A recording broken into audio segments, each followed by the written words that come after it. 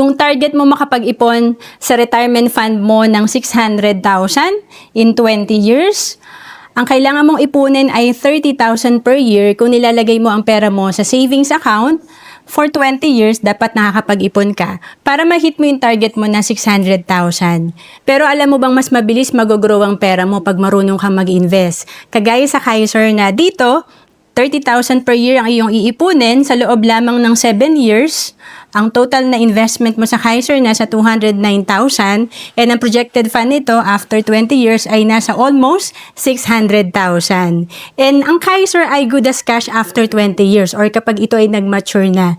At kapag hindi mo pa ginalaw or kinuha ang fund mo sa Kaiser after 20 years, patuloy pa rin mag-grow ang investment mo at may healthcare ka pa rin. Kaya nga dito, kung nag-start ka sa Kaiser at age of 35, pag edad mo ng 60, ang projected fund mo nasa almost 1 million. At maganda, kung mas maaga ka nagsimula at the age of 30, pag edad mo ng 60, ang projected fund mo nasa 1.5 million. Ang Kaiser Savings Program ay tinatawag namin na 3-in-1 or level 1 investing kasi dito tatlo na yung meron ka.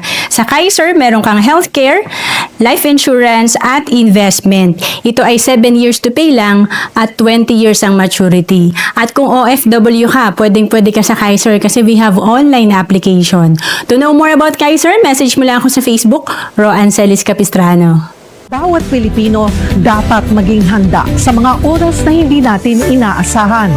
Gaya ng biglaang pagkakasakit, dapat may pondo tayo na magagamit. Sa oras ng pangangailangan, dapat may magmamalasakit. At sa pagtanda, walang pangamba, dapat may mag-aalaga.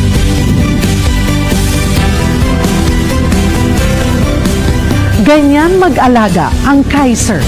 Yan ang dapat. Ako po si Cheryl Posit.